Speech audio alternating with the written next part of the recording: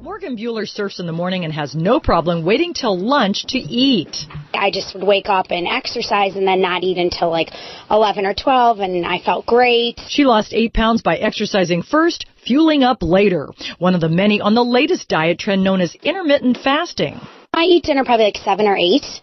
And then normally go like 16 hours before my next meal. Bueller didn't know it, but she was trying the 8-hour diet that proposes eating what you want for 8 hours, then fasting for 16, even skipping breakfast. You know, this is brand new science. This is a plan that basically says you can eat all your calories in your day, but you're going to start eating in 8-hour windows, even just 3 days a week. So it could be 11 to 7, 9 to 5, 12 But it's to 8. controversial, and it goes against some of the things we're about to talk about. Go against what we've been taught for years. And the claims are pretty dramatic. You say if you follow this diet, you'll look younger, you'll feel younger, and you'll dramatically reduce your risk for getting some of the major diseases of our time. Right, and the problem is that we're sleeping less than ever, we're working more than ever, and we're eating throughout the day. We're grazing all day long. We are not giving our bodies a chance to process all of the food that we're taking in and all the toxins, and by feasting for 8 hours and fasting 16 for hours 16, of famine, and even just 3 days a week, you're going to reset your body and get on that path.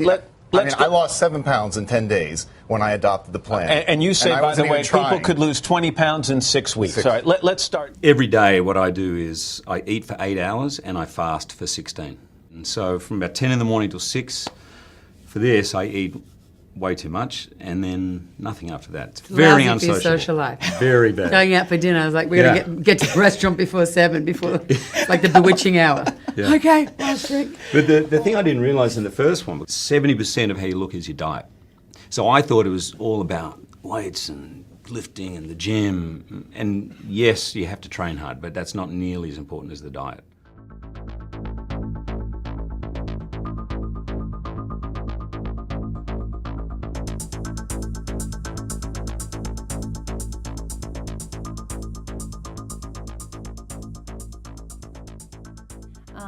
The type of intermittent fasting that I like the best is you don't eat for a period of 12 to 16 hours every day, and then you eat the rest of the time. That might sound like a long period of time, but I'll explain how it's not actually that difficult.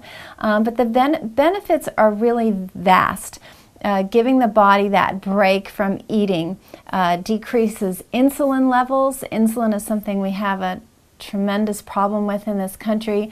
High insulin or having insulin resistance is associated not only with obesity, but the #1 killers, heart disease. It's also associated with diabetes. So having insulin levels lower is very much associated with intermittent fasting, and that's a very good thing. Researchers across the U.S. have been finding astonishing results from severe calorie restriction, decreased cancer risk, increased life expectancy, even improved brain function. There also seems to be a very strong brain protection response that occurs with intermittent fasting. And there was a Dr. Mattson who did some research, and he found that what fasting did was it actually stimulated the defense network in the brain against cells being damaged. There was another study that looked at a specific protein that actually slows the rate of death of neurons or our nerve cells. So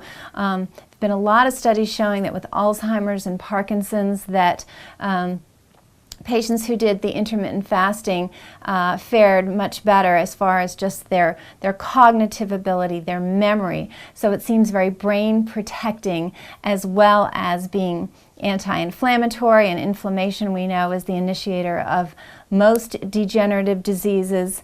It increases our immune function, it lowers cholesterol and triglycerides. So overall, there's a lot of positive.